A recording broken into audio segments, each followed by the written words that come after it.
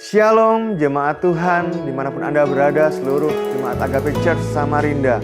Bersyukur buat hari ini kita boleh bersama-sama lagi beribadah melalui online di rumah kita masing-masing. Kita bersyukur pemeliharaan Tuhan terus ada hingga saat ini. Mari sebelum kita memulai ibadah pada hari ini, kita berdoa dan bersyukur kepada Tuhan. Bapa, kami bersyukur buat kebaikan-Mu hingga saat ini. Pemeliharaan Tuhan boleh terjadi buat kami. Dan izinkan Tuhan, pagi hari ini kami bersama-sama bersekutu, beribadah, memuji, memuliakan nama Tuhan. Kiranya Engkau hadir di rumah kami masing-masing Tuhan, dimanapun kami berada Bapa. Kiranya Tuhan, hadirat Tuhan boleh kami rasakan. Kami mau bersemangat memuji, memuliakan nama Tuhan. Dan kami mau menyiapkan telinga kami untuk mendengar kebenaran firman-Mu. Kiranya Bapa, hidup kami ingin diubahkan Tuhan. Kami rindu Bapa Engkau hadir. Terima kasih Bapa yang baik. Di dalam nama Tuhan Yesus kami siap. Haleluya. Amin. Mari sama-sama kita memuji dan memuliakan nama Tuhan. Haleluya. Haleluya, terus semangat memuji Tuhan, amin. Amin. Hey, kami percaya Tuhan bahwa dalam nama-Mu ada kuasa yang besar. Amin.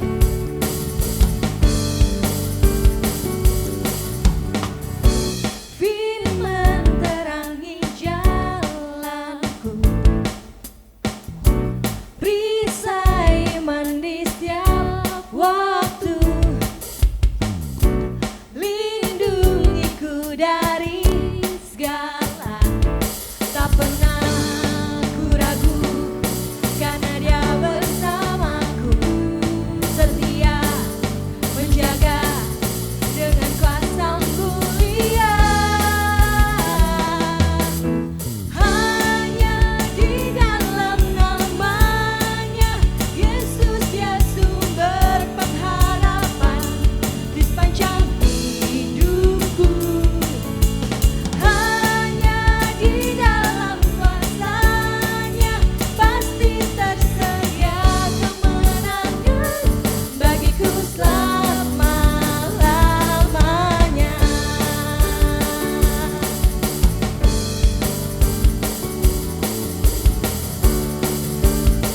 Katakan kebenaran yang membebaskan. Kebenaran yang bebaskan selalu berikanku kekuatan hadapi segala tantangan. Tak pernah ku ragu, karena Dia bersamaku, setia menjaga dengan kuasa mulia. Hanya di dalam nama-Nya Yesus, Dia sumber pengharapan di sepanjang hidupku. Hanya di dalam kuasa-Nya pasti tersedia kemenangan bagiku selama-lamanya. Amin. Katakan dalam nama-Nya Yesus. Dalam nama-Nya ada pengharapan, dalam kuasa-Nya kemenangan. Dalam nama-Nya ada pengharapan, dalam kuasa-Nya kemenangan. Hanya di dalam nama-Nya Yesus, Dia sumber pengharapan di sepanjang hidupku. Hanya di dalam nama-Mu, di dalam kuasa-Nya pasti tersedia kemenangan bagiku selama-lamanya. Hanya di dalam nama-Nya Yesus, Dia sumber pengharapan di sepanjang hidupku. Hanya di dalam kuasa-Nya pasti tersedia kemenangan bagiku selama-lamanya.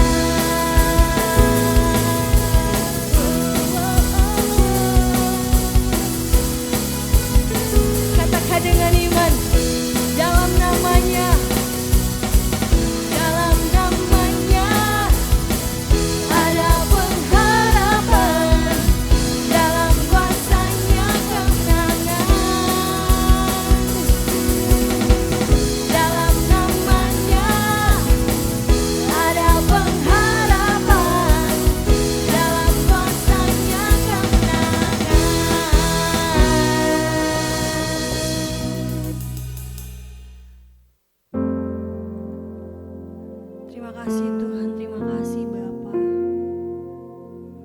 untuk penyertaan-Mu yang selalu baru setiap hari Tuhan. Terima kasih Yesus.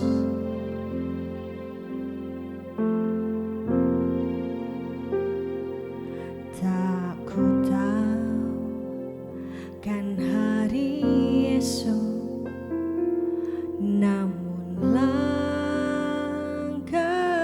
tegak, bukan surya ku harapkan, karena surya kan lenyap. Oh tiada ku gelisah akan masa menjelang. Ku berjalan serta Yesus, maka hatiku tenang. Banyak hal tak ku pahami akan masa menjelang, tapi terang bagiku ini tangan Tuhan yang pegang.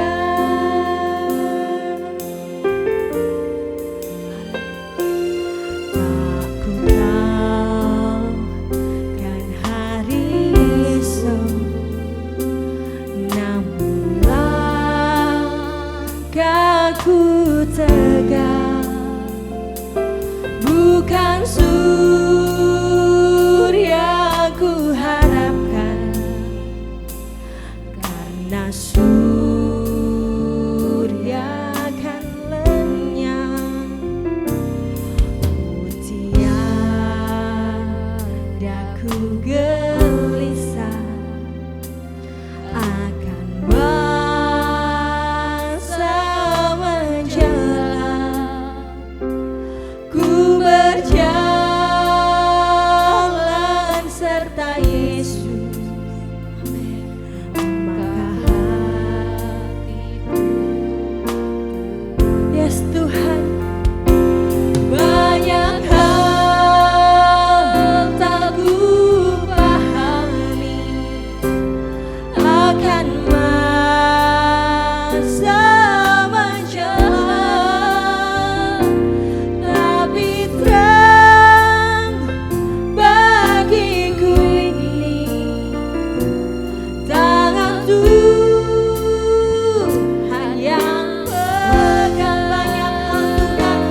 Banyak hal tak ku pahami akan masa menjelang, tapi terang bagiku ini tangan Tuhan yang pegang. Katakan lebih sungguh, banyak hal tak ku pahami akan masa menjelang, tapi terang bagiku ini tangan Tuhan yang pegang. Banyak hal Yesus, banyak hal tak ku pahami akan masa menjelang, tapi terang bagiku ini tangan Tuhan yang pegang. Tapi terang bagiku Tuhan, tapi terang bagiku ini tangan Tuhan yang pegang.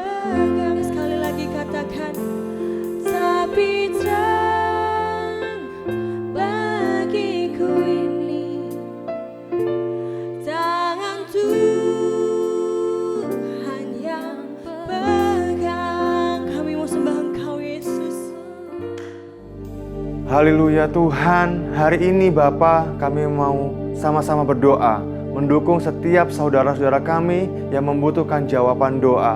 Tuhan, kiranya Engkau campur tangan dari permohonan doa yang masuk. Ada yang meminta pemulihan hubungan dalam keluarga yang hampir hancur, dan kiranya kasih Tuhan mengalir dan ada rekonsiliasi Tuhan terjadi, pemulihan terjadi di dalam nama Tuhan Yesus. Dan Bapa, ada yang meminta untuk kesembuhan dan pemulihan untuk papanya sembuh dari sakit stroke dan apapun nama penyakitnya. Dan ada juga yang memohon untuk proses pemulihan kesehatan dari istri. Kiranya Tuhan campur tangan Tuhan, proses pemulihan boleh terjadi di dalam nama Tuhan Yesus. Recovery terjadi, proteksi Tuhan sempurna adanya. Dan ada yang meminta untuk sekolah anak dalam masa pandemi ini. Kiranya Tuhan campur tangan-Mu ada buat setiap anak-anak yang ada saat ini bersekolah melalui rumah. Kiranya campur tangan Tuhan ada, biarkan mereka tidak stres, biarkan mereka boleh tetap bersuka cita dan berharap kepada Tuhan. Dan ada yang memohon untuk keselamatan keluarga besar yang belum percaya. Dan kiranya Tuhan, Engkau Allah Immanuel yang sanggup menyertai, Engkau Allah yang sanggup untuk memelihara, Engkau Allah yang sanggup untuk menolong setiap umat-Mu ini Tuhan. Kiranya mereka boleh menerima dan mengenal Engkau sebagai Raja dan Juru Selamat. Dan ada juga yang terdampak pandemi Tuhan, terkena pemotongan gaji. Kiranya Tuhan, Engkau Allah yang sanggup mencukupkan segala sesuatu yang diperlukan di masa-masa ini Tuhan, di musim ini. Kiranya Tuhan, campur tangan Tuhan, Allah Immanuel selalu ada menyertai. Dan puji Tuhan, puji nama-Mu Tuhan, di dalam nama Tuhan Yesus ada hasil swab negatif Tuhan. Ada orang-orang yang bersyukur atas hasil swab negatif. Dan juga ada yang kesehatan istri yang semakin membaik, puji nama Tuhan. Dan ada pemeliharaan Tuhan di masa pandemi ini. Kiranya Tuhan, kami bersyukur buat semua kasih anugerah Tuhan yang terjadi dalam setiap jemaat-Mu Bapa. Terima kasih, puji nama Tuhan, di dalam nama Tuhan Yesus. Amin. Dan saudara terkasih di dalam Tuhan, tentunya Anda telah siap mendengarkan kebenaran firman Tuhan. Dan hari ini kita akan dilayani the one and only our senior pastor, kita adalah Pastor Samuel Darmanto. Namun sebelum itu, mari kita membaca satu ayat ini. Mazmur 119 ayat yang pertama. Berbahagialah orang yang hidupnya tidak bercela dan taat kepada hukum-hukum Tuhan. Kita baca bersama-sama. 2, 3. Mazmur 119 ayat yang pertama. Berbahagialah orang-orang yang hidupnya tidak bercela dan taat kepada hukum-hukum Tuhan. Dan mari kita memuji dan menyembah Tuhan sekali lagi dan siap mendengarkan firman Tuhan bersama-sama.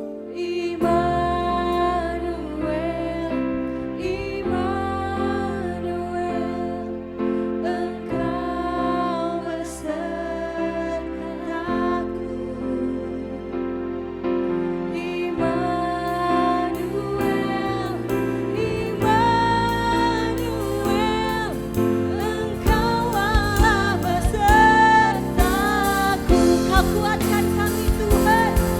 Yes.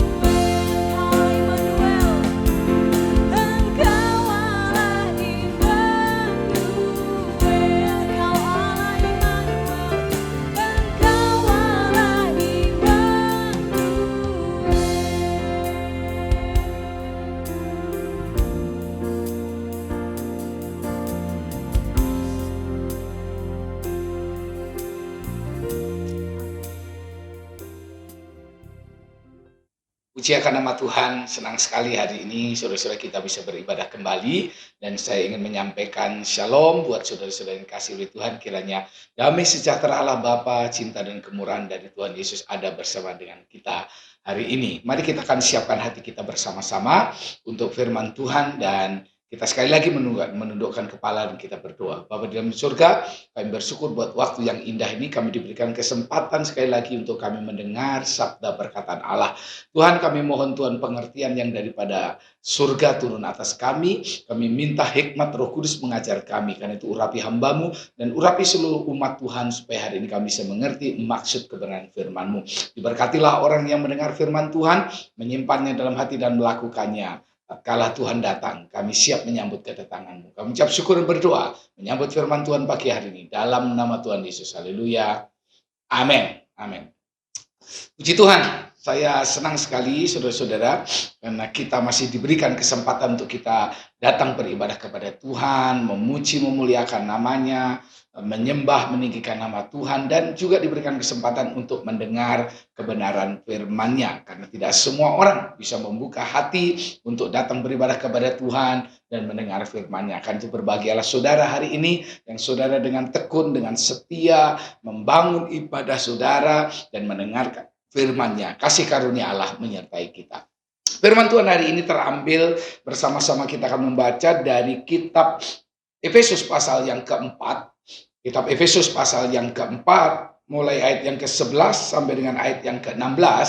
Saya akan membacakan buat saudara, dan saudara sementara di rumah saudara juga boleh membacanya, mengucapkan setiap perkataan firman Tuhan supaya telinga kita mendengar. Sebab kita berkata, iman tumbuh dari pendengaran akan firman Kristus. Demikian firman Allah. Efesus 4 mulai ayat yang ke-11. Dan ialah yang memberikan baik rasul-rasul maupun nabi-nabi, baik pemberita-pemberita Injil maupun gembala-gembala dan pengajar-pengajar, untuk memperlengkapi orang-orang kudus bagi pekerjaan pelayanan, bagi pembangunan tubuh Kristus. Sampai kita semua telah mencapai kesatuan iman dan pengetahuan yang benar tentang anak Allah, kedewasaan penuh dan tingkat pertumbuhan yang sesuai dengan kepenuhan Kristus. Sehingga kita bukan lagi anak-anak yang diombang-ambingkan oleh rupa-rupa angin pengajaran, oleh permainan palsu manusia dalam kelicikan mereka yang menyesatkan. Tetapi dengan teguh berpegang kepada kebenaran di dalam kasih, kita bertumbuh di dalam segala hal ke arah Dia, Kristus yang adalah kepala. Daripadanya lah seluruh tubuh yang rapi tersusun dan diikat menjadi satu oleh pelayanan semua bagiannya, sesuai dengan kadar pekerjaan tiap-tiap anggota, menerima pertumbuhannya dan membangun dirinya dalam kasih. Saudara yang percaya firman Tuhan katakan amin. Bapak Ibu saudara yang diberkati oleh Tuhan, surat ini ditulis oleh Paulus, ditujukan kepada jemaat yang ada di Efesus. Namun hari ini kita akan belajar sebagian dari kitab Efesus ini yang baru saja kita baca.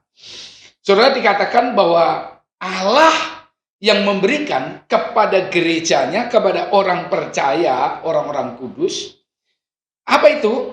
Yaitu rasul-rasul, nabi-nabi, pemberita-pemberita Injil atau penginjil, gembala-gembala dan pengajar-pengajar. Beberapa ahli teologi ya, saudara Islam Tuhan, atau dari sisi akademis mereka menyebutnya ini sebagai 4 jawatan, saudara Islam Tuhan ya. Ada rasul, ada nabi, ada penginjil, lalu ada gembala pengajar. Ini katanya jadi satu, tapi juga ada yang mengatakan ini 5, gembala sendiri, pengajar sendiri, saudara-saudara. Jadi kalau kita perhatikan, ada orang yang diberikan karunia rasul. Rasul ini tugasnya banyak, biasanya membuka gereja-gereja, saudara, membuka perintisan-perintisan, itu disebut karunia rasul. Lalu kemudian nabi-nabi, ini orang yang punya keberanian khusus, saudara-saudara. Jadi menyatakan ya, di atas ya, tidak, di atas tidak. Dia berani menegur orang yang salah, berani menegur orang yang berdosa. Lalu kemudian penginjil-penginjil, yang dimaksudkan penginjil-penginjil ini bukan pengkhotbah keliling, saudara-saudara. Tapi orang yang memang diberikan karunia, jadi kemanapun dia pergi hatinya selalu terbeban untuk memberitakan firman Allah. menginjili orang-orang yang belum kenal Tuhan. Bukan khotbah dari mimbar satu ke mimbar yang lain. Ya. Lalu kemudian gembala-gembala, ya, dan kemudian pengajar-pengajar. Jadi pengajar di dalam gereja biasanya ada orang yang punya karunia untuk mengajar firman Tuhan, mengajar tentang doktrin-doktrin dan lain sebagainya. Dan seorang gembala biasanya dituntut untuk bisa mengajar. Karena itu ada yang mengatakan gembala pengajar jadi satu. Ya, tidak jadi masalah, saudara-saudara. Sesuai dengan apa yang disebut, ada rasul, nabi, penginjil, gembala, dan pengajar. Dan itu dikaruniakan, diberikan Allah bagi orang-orang kudus, bagi gerejanya, untuk memperlengkapi gereja bagi pekerjaan pelayanan, bagi pembangunan tubuh Kristus. Jadi gereja digambarkan seperti tubuh Kristus. Yang menarik sekarang begini, saudara. Ya, sebelum masa pandemi, Bapak Ibu kasih Tuhan, atau mungkin saya mundur sedikit dulu, saudara-saudara. Ya, gereja hari ini sedang menghadapi sebuah persoalan. Ya, saya coba akan runtun, saudara-saudara. Ya, gereja sebelum masa pandemi, jadi berarti ini 2019 mundur ke sana, saudara. Gereja menjadi pusat ibadah, menjadi pusat kegiatan rohani, menjadi pusat semua bentuk pelayanan. Jadi jemaat datang ke gereja, jemaat berkumpul bersama-sama, semua kegiatan terpusat di dalam gereja. Ya, komitmen jemaat terhadap gereja itu cukup kuat, cukup luar biasa sebelum masa pandemi. Jadi sebagai domba mereka menyatakan saya punya kandang dan ini adalah kandang saya. Sebagai anak saya punya rumah dan ini adalah rumah saya. Jadi komitmen dari jemaat sebelum masa pandemi luar biasa. Jemaat juga berpegang pada satu pengajaran, saudara. Jadi karena saya bergereja di sini, saya ikutin. Semua diikutin. Jadi artinya semua percaya, semua doktrin pengajaran dalam satu gereja dipercayai sedemikian rupa. Kesatuan tubuh Kristus bisa terbangun secara fisik, saudara-saudara, begitu erat, begitu luar biasa, dan dalam arti ini adalah kebersamaannya terbangun sedemikian rupa, Bapak dan kasih Tuhan. Dan itu gereja sebelum masa pandemi. Jadi menjadi pusat sentral ibadah, pelayanan, kegiatan-kegiatan rohani ada di dalam gereja. Luar biasa. Komitmen jemaat juga luar biasa. Tetapi begitu menjelang masa pandemi, Bapak Ibu saudara Islam Tuhan, dalam waktu yang sangat singkat, semuanya berubah. Makanya tadi saya katakan, banyak gereja tidak siap, lalu kita menghadapi persoalan, menghadapi masalah. Saudara. Gereja di masa pandemi, saudara Islam Tuhan, tidak lagi menjadi semacam sentral bagi ibadah. Tidak lagi menjadi semacam sentral pelayanan, saudara, tidak menjadi sentral kegiatan-kegiatan rohani bagi umat percaya, saudara Islam Tuhan. Kenapa? Ya karena kita tahu di masa pandemi, saudara Islam Tuhan, semua dibatasi, dari pertemuan-pertemuan secara fisik dibatasi. Makanya hari ini kita pun beribadah, saudara Islam Tuhan, tidak lagi dalam satu gedung gereja, tetapi di rumah masing-masing. Bapak Ibu kasih oleh Tuhan. Gereja mulai kehilangan banyak jemaat, Bapak Ibu kasih Tuhan. Ya, dan ini terjadi, saudara, karena mulai berkurangnya komitmen jemaat. Ya, komitmen berjemaat dari orang percaya itu mulai berkurang terhadap gerejanya, saudara Tuhan. Ya, jadi kalau dulu mengatakan, oh ini kandangku, saudara Tuhan, tapi sekarang sudah berbeda. Nah, saya bersyukur bahwa kita berada dalam gereja yang bukan mega church, saudara-saudara, atau gereja yang jumlahnya sampai ribuan sedemikian rupa. Karena begini, saudara Tuhan, saya bersyukur bahwa rata-rata jemaat di Agape Church Samarinda masih menjadi jemaat yang sangat setia terhadap gerejanya.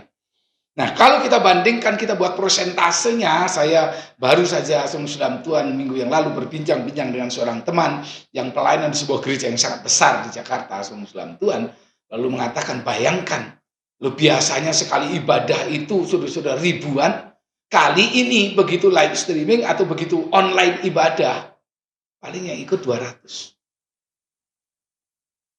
Wah, kemana? Ini mulai kelihatan aslinya, saudara, mulai kelihatan bahwa ternyata selama ini, saudara Tuhan, itu keanggotaan jemaat itu hanya kamuflase.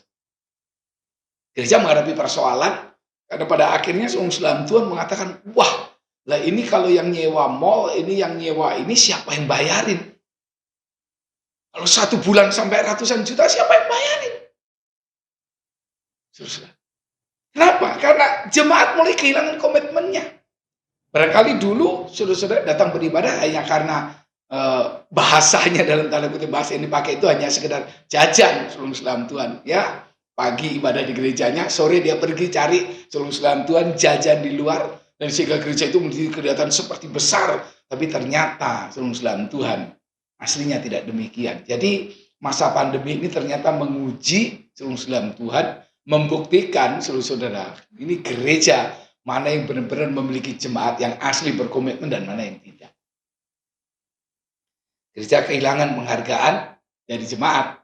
Karena bayangkan, pelayan sudah mempersiapkan pelayanan untuk syuting, untuk live streaming atau untuk online, dipersiapkan sedemikian rupa Bapak dan Tuhan, dari yang tidak mengerti sampai mengerti saudara Tuhan.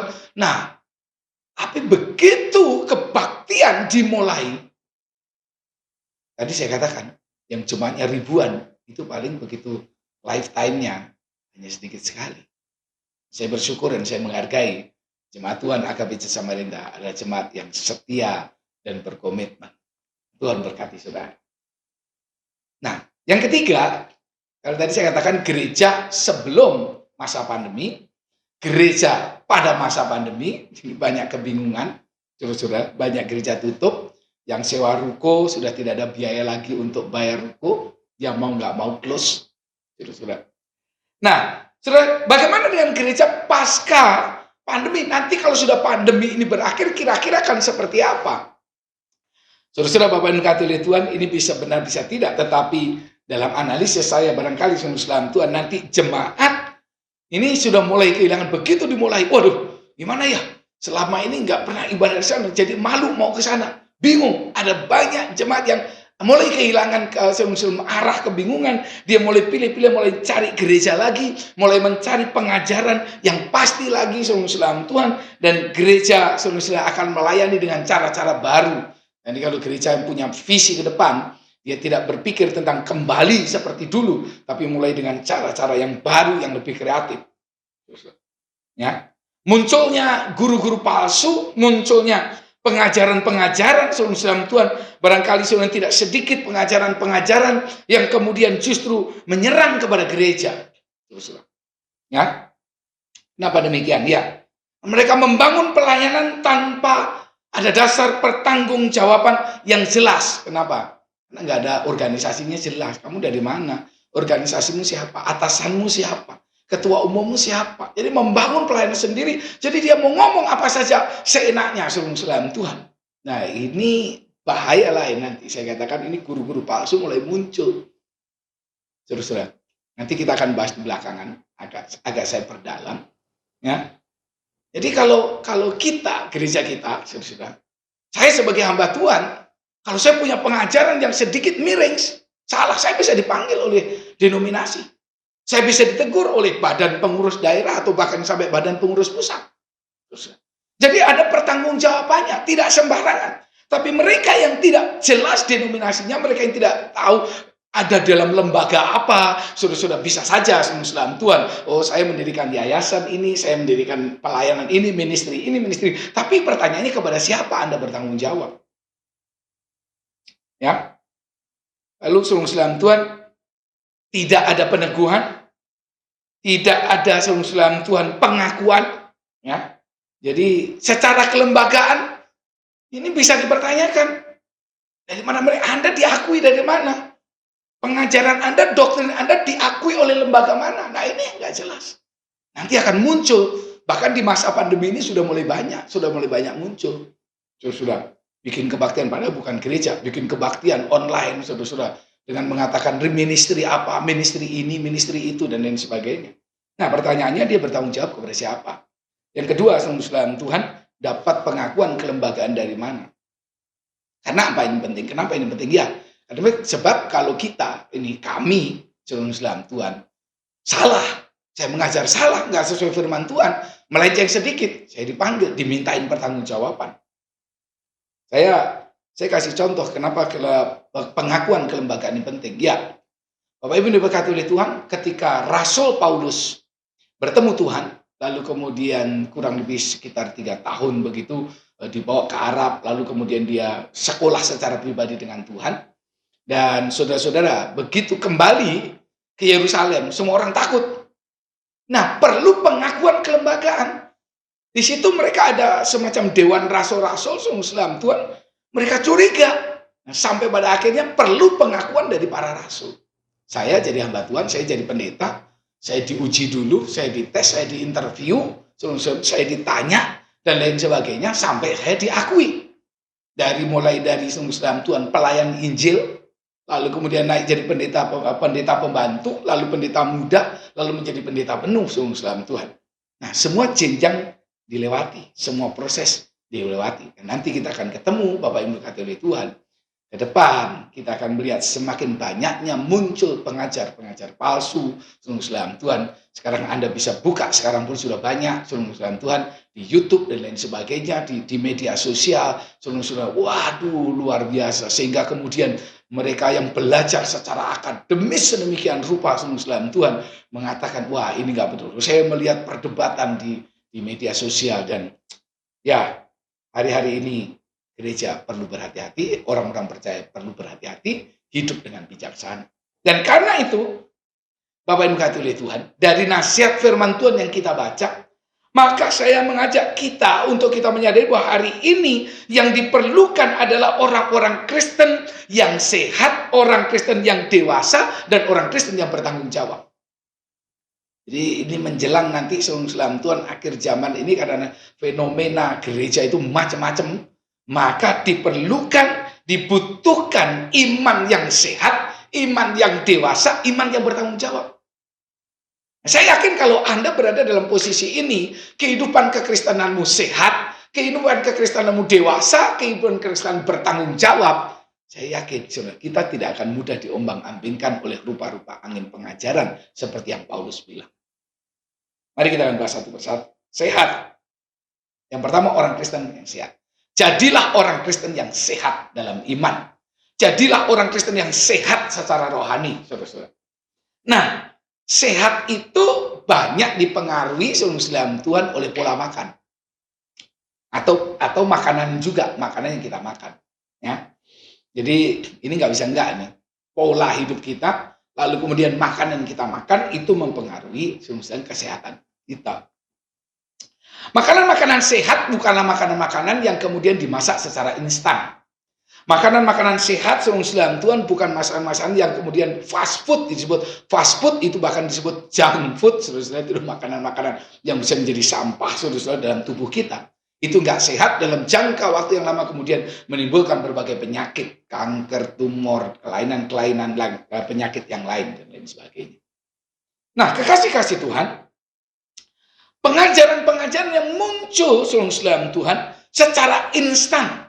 Kita tidak tahu sebenarnya background orang itu seperti apa. Saya melihat dan saya sedikit tertawa ketika ada Islam Tuhan, seorang rektor dari sekolah teologi memberikan nasihat, menjelaskan, saudara-saudara, lalu didebat oleh orang yang ngotot, hanya ngotot saja Islam Tuhan, tapi nggak ngerti aturan-aturan hermeneutika, aturan-aturan menafsirkan Alkitab, nggak ngerti, tapi dia ngotot Islam Tuhan. Jadi saya pikir dalam hati, ngapain juga Islam Tuhan debat dengan orang seperti itu.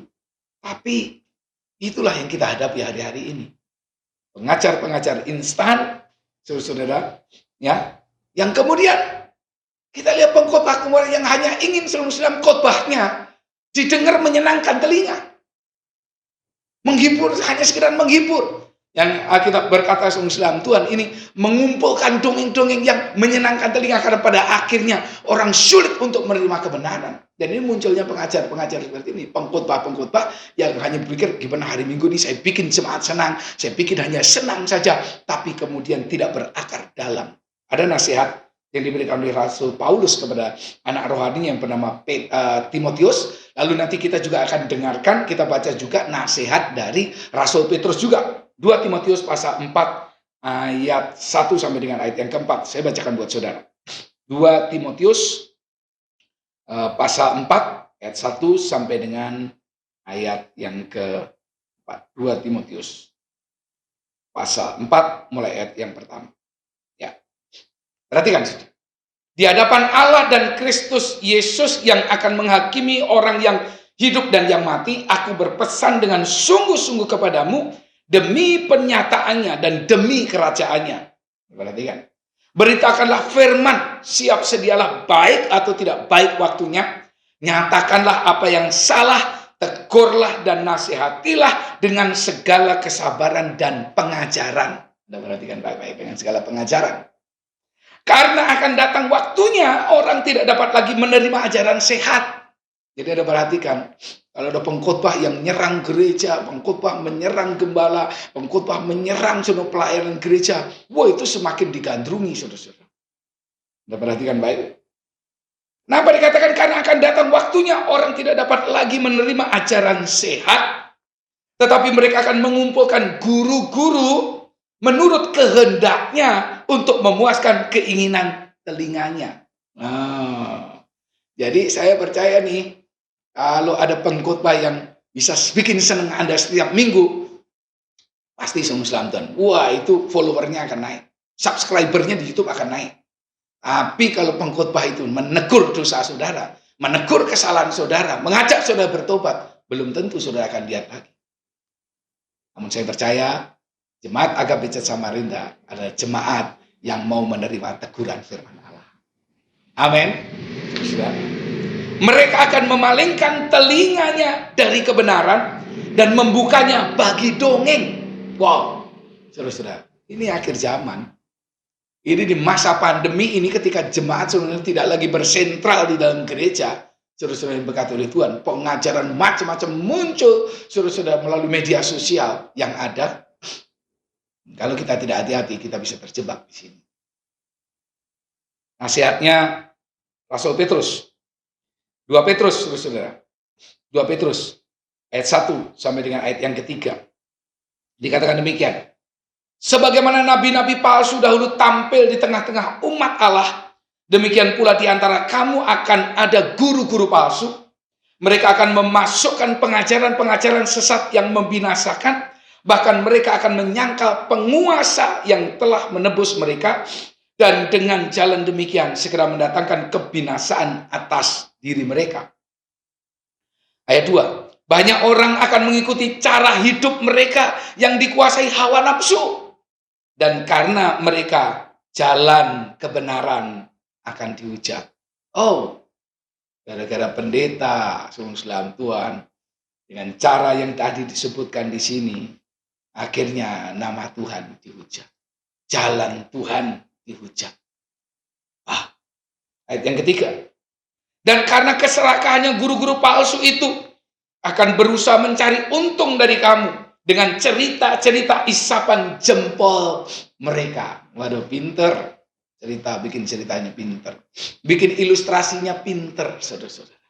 Tapi pertanyaannya, apakah mereka ketika berkhotbah menggali firman Tuhan? Saya perhatikan ada satu pengkhotbah, saudara-saudara. Dia baca satu ayat, lalu kemudian udah ngomong sana sini, wah Tuhan, saya nggak tahu dasar di mana, cerita sini sampai akhirnya berdoa, amin. Saudara. Kita perhatikan baik-baik, ya. Dan karena serakahnya guru-guru palsu itu akan berusaha mencari untung dari kamu dengan cerita-cerita isapan jempol mereka. Tetapi untuk perbuatan mereka itu hukuman telah lama tersedia dan kebinasaan tidak akan tertunda. Pada akhirnya mereka akan berurusan dengan Tuhan. Karena itu saya mendorong kepada kita, jadilah orang Kristen yang sehat dalam pengajaran. Orang Kristen yang sehat, saudara-saudara, dengan makanan-makanan rohani saudara. Jangan sembarangan, saudara-saudara, ya, mendengar saling. Karena kita ini, saudara-saudara, enggak semua kita memiliki filter, saudara-saudara, akan pengajaran-pengajaran. Karena enggak semua kita memiliki, saudara-saudara, pengetahuan teologi yang cukup. Karena itu sehat berarti saudara makan makanan yang jelas, makan makanan rohani yang sehat, saudara-saudara. Ya. Dan bukan hanya bicara tentang makanan sehat, itu berarti juga sama seperti anak yang bertumbuh secara sehat, bertumbuh secara normal. Mereka dibesarkan dalam sebuah keluarga. Kita bersyukur Tuhan telah membentuk keluarga kerajaan Allah. Keluarga yang disebut dengan tubuh Kristus. Keluarga yang bernama Agape Church Samarinda. Saudara dan saya ada di dalamnya. Sebagaimana anak-anak bertumbuh secara sehat dalam keluarga. Ada bapak, ada orang tua, ada papa, ada mama, ada kakak, ada adik. Saudara Tuhan, demikian juga kita secara rohani. Ada orang tua rohani, ada bapak rohani, ada adik rohani, ada ibu rohani, ada kakak rohani. Dan semuanya kita bersama-sama bersatu. Seperti nasihat Rasul Paulus tadi, saudara Tuhan, kita membangun tubuh Kristus. Itulah keluarga Allah di bumi ini. Saya percaya saudara-saudara yang tetap setia akan bertumbuh secara lebih sehat karena kita dan keluarga. Dan biasanya apapun menjadi persoalan masalah dalam keluarga, kita tidak serta-merta meninggalkan begitu saja. Karena mereka adalah keluarga. Demikian juga, terima kasih buat kesetiaan saudara. Di tengah-tengah masa pandemi ini, Anda tetap setia dengan keluarga ilahi yang bernama Agape Church Samarinda. Tuhan memberkati kita semuanya. Bapak Ibu yang diberkati oleh Tuhan. Lalu yang kedua, saudara-saudara, bukan saja saudara-saudara kita berbicara tentang orang Kristen yang sehat yang dibutuhkan hari ini. Nah, sehat saja tidak cukup karena sehat harus bertumbuh ke level yang lebih tinggi, yaitu dewasa. Anda dan saya perlu menjadi dewasa di dalam Tuhan, dewasa di dalam iman. Pertumbuhan iman kita harus menjadi mengarah kepada pertumbuhan ke arah kedewasaan. Kalau tadi katakan menuju kepada kepenuhan Kristus. Mengarah kepada kepenuhan Kristus. Dewasa artinya menjadi semakin seperti Kristus. Cara berpikir kita, cara Tuhan, tingkah laku kita dibaharui menjadi seperti Kristus. Orang yang dewasa memiliki komitmen yang lebih tinggi. Orang yang dewasa, Tuhan, tahu membedakan mana yang baik dan mana yang tidak baik. Tahu membedakan mana yang benar dan mana yang salah. Karena itu orang-orang yang terus menyelidiki firman Allah, orang-orang yang sudah bertumbuh dalam firman Tuhan, maka dia tahu, dia memiliki filter seperti tadi yang saya katakan. Walaupun mungkin barangkali, Tuhan, kita tidak punya pengetahuan teologi sehebat saudara para akademisi. Tetapi saya yakin dan percaya ketika Anda bertumbuh dalam firman-Nya, menjadi semakin dewasa dalam Tuhan, kita tahu mana yang benar, mana yang salah. Anda boleh mendengar semua khotbah-khotbah di media sosial, tapi pada akhirnya, kalau kita sebagai orang Kristen yang dewasa, maka kita bisa membedakan mana ini khotbah yang memberkati, mana ini khotbah yang hanya menjelek-jelekan satu dengan yang lain. Bapak Ibu yang diberkati oleh Tuhan, orang yang dewasa di dalam Tuhan, saudara, itu mampu menyaring, ya, mampu memilah-milah. Orang yang dewasa di dalam Tuhan yang pastinya juga, saudara, Tuhan, bahwa dia menghasilkan buah dalam kehidupannya. Jadi orang-orang Kristen yang dewasa secara rohani bukan orang Kristen yang banyak karunianya. Pinter bahasa roh, ya pinter bikin mukjizat, dalam Tuhan, pengetahuannya banyak. Itu bukan ciri dari kedewasaan. Ciri dari kedewasaan Kristen adalah buah-buah roh. Mulai dari kasih, sukacita, damai sejahtera, dan sebagainya. Kalau itu ada dalam hidupmu, berarti bercirikan itu, maka saudara dan saya disebut oleh orang-orang Kristen yang dewasa. Orang Kristen yang dewasa adalah orang Kristen yang lahir baru. Orang Kristen yang dewasa adalah orang Kristen yang meninggalkan kehidupan lama. Makanya nanti nasihat dari Rasul Paulus, Tuhan, masih dalam kitab Efesus di bagian belakang dia mengatakan, Tuhan, sebab itu kukatakan dan kutegaskan ini kepadamu di dalam Tuhan. Itu ayat yang ke-17. Ya. Jangan hidup lagi sama seperti orang yang tidak mengenal Allah dengan pikirannya yang sia-sia dan pengertiannya yang gelap, jauh dari hidup persekutuan dengan Allah karena kebodohan yang ada di dalam hati mereka dan karena kedegilan hati mereka. Dan seterusnya panjang nasihat dari Rasul Paulus ini dalam kitab Efesus pasal yang keempat, Tuhan. Lalu kemudian supaya kamu, atau saya baca ayat yang ke-22, yaitu bahwa kamu berhubung dengan kehidupan kamu yang dahulu harus menanggalkan manusia lama yang menemui kebinasaan oleh nafsunya yang menyesatkan, supaya kamu dibaharui di dalam roh dan pikiranmu dan mengenakan manusia baru yang telah diciptakan menurut kehendak Allah di dalam kebenaran dan kekudusan yang sesungguhnya. Karena itu, sudah disebutkan itu oleh Rasul Paulus, buang dusta dan lain sebagainya. Jadi hari-hari ini yang dibutuhkan adalah, yang diperlukan adalah orang Kristen yang sehat. Sehat pengajaran, sehat rohaninya, sehat imannya. Lalu yang kedua, bukannya sehat, tapi orang Kristen yang dewasa. Cara berpikirnya sudah seperti Kristus. tahu membedakan mana yang salah, mana yang benar. Tahu memilah-milah, tahu bagaimana menyaring sesuatu. Informasi yang masuk dalam diri kita, dalam hidup kita. Orang dewasa itu tidak cepat-cepat mengambilnya. Apalagi cepat-cepat forward, meneruskan, Islam terima di WhatsApp, oh ini pikir benar, dikirim kemana-mana. Hati-hati. Menunjukkan sikap tidak dewasa. Ya, lalu orang Kristen yang dewasa, Islam Tuhan memiliki komitmen yang tinggi. Dan yang pastinya orang Kristen yang dewasa, hidupnya berbuah. Orang Kristen yang dewasa tidak bicara tentang karunia yang banyak yang dimiliki, tapi bicara tentang buah-buah roh yang semakin melimpah dalam hidup. Puji Tuhan. Lalu yang ketiga, yang terakhir, saudara-saudara, tadi saya katakan, hari ini yang dibutuhkan Tuhan, ada orang Kristen yang sehat, orang Kristen yang dewasa, dan orang Kristen yang bertanggung jawab.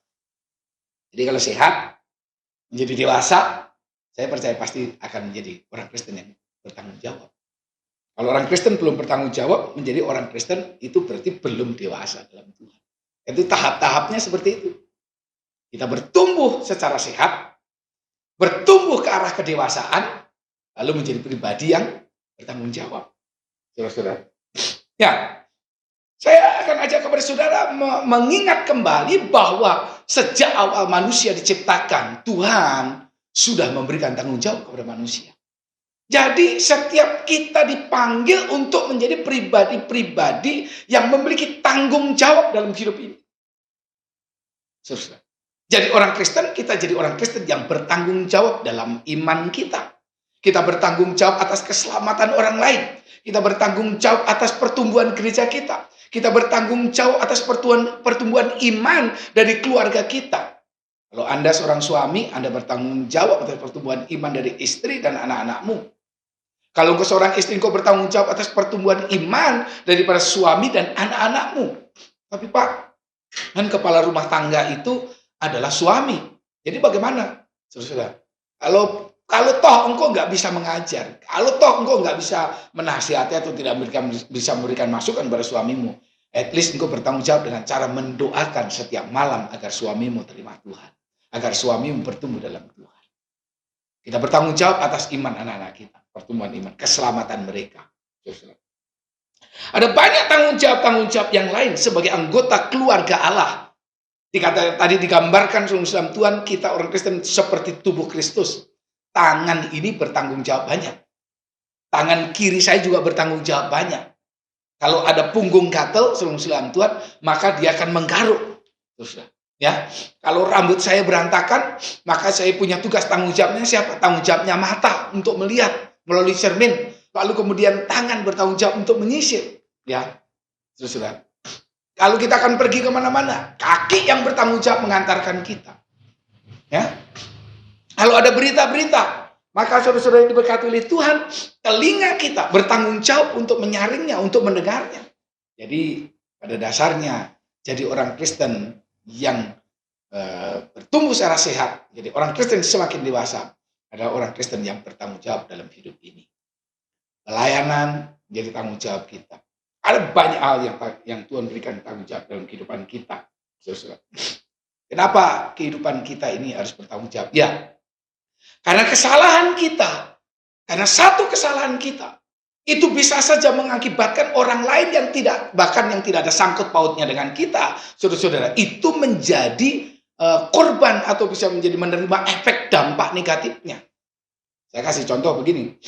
Nih, kalau Anda sebagai orang Kristen, saudara-saudara, nggak bertanggung jawab, di lampu merah, Anda terobos saja dengan alasan karena buru-buru, nggak taunya di depan ada ibu-ibu yang sedang naik sepeda pelan-pelan, lalu Anda hajar.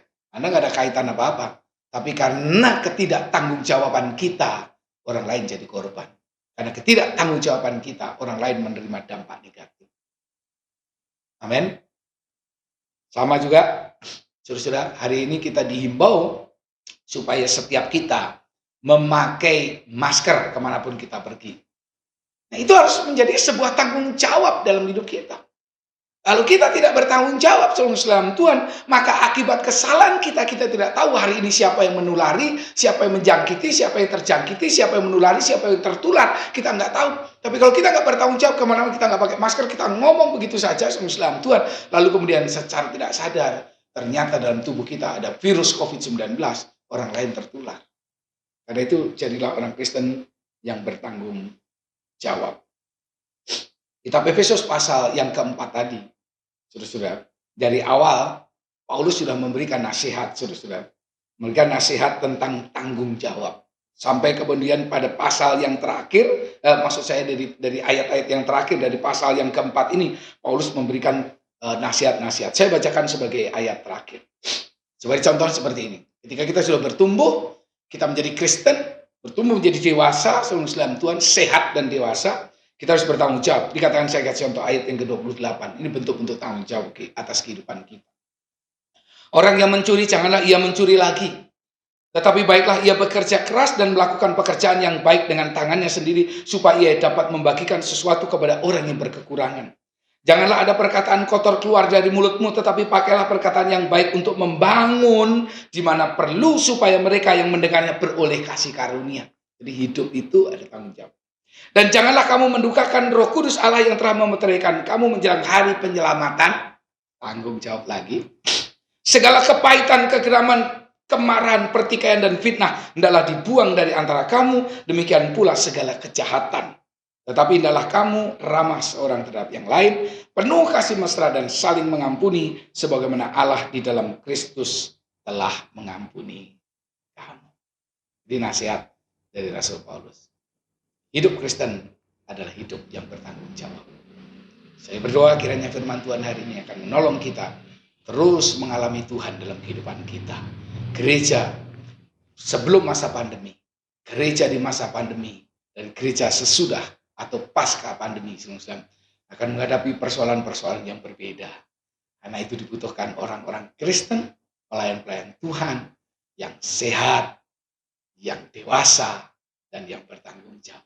Saya berdoa, itulah yang terjadi di antara kita jemaat Tuhan AKP Samarinda. Kita berdoa. Haleluya. Bapa dalam surga, terima kasih, kami bersyukur buat nasihat kebenaran firman Tuhan. Di tengah gonjang-ganjing dunia ini Tuhan, berbagai pengajaran, berbagai Tuhan, guru-guru, nabi-nabi, apapun mereka menyebut dirinya, muncul di sana. Kami perlu hikmat, kami perlu pertolongan, kami perlu guidance, pimpinan dari firman Tuhan.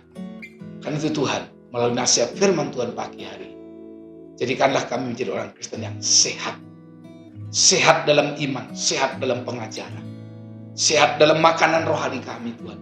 Sehat kami berada dalam satu keluarga Tuhan, bertumbuh bersama-sama ke arah Kristus. Jadikanlah kami menjadi orang-orang Kristen yang terus bertumbuh ke arah Kristus, mengalami kepenuhan Kristus, yaitu kami mengalami kedewasaan rohani.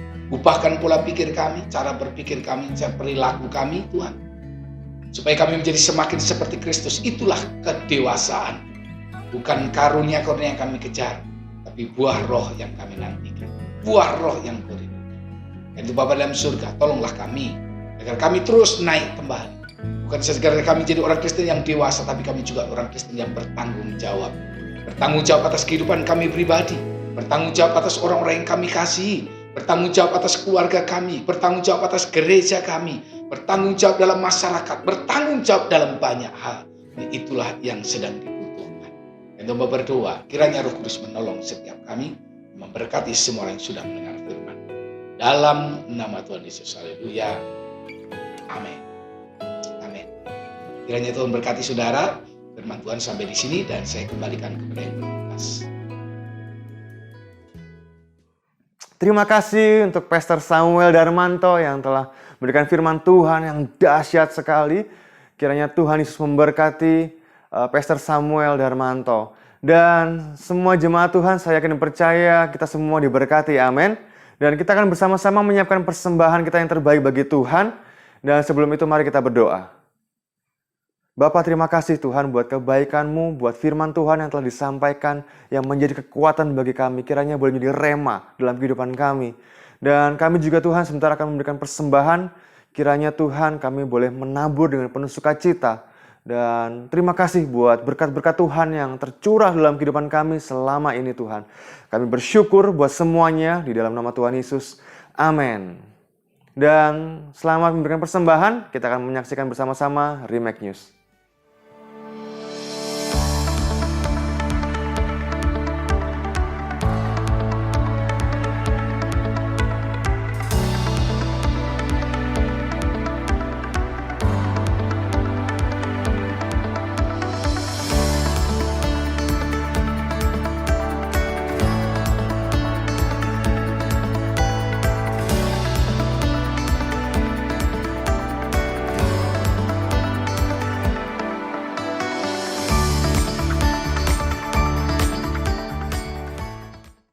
Puji akan nama Tuhan, kita sudah dari penghujung dari ibadah kita dan sekali lagi saya ingin mengucapkan terima kasih buat kesetiaan saudara mengikuti ibadah hari ini. Saya berdoa Tuhan memberkati saudara, memberkati keluarga saudara, dan hari ini kita akan mengembalikan segala hormat, pujian, syukur kita kepada Tuhan. Mari kita mengangkat kedua tangan kita dan kita berdoa seperti Tuhan Yesus mengajarkan kita berdoa.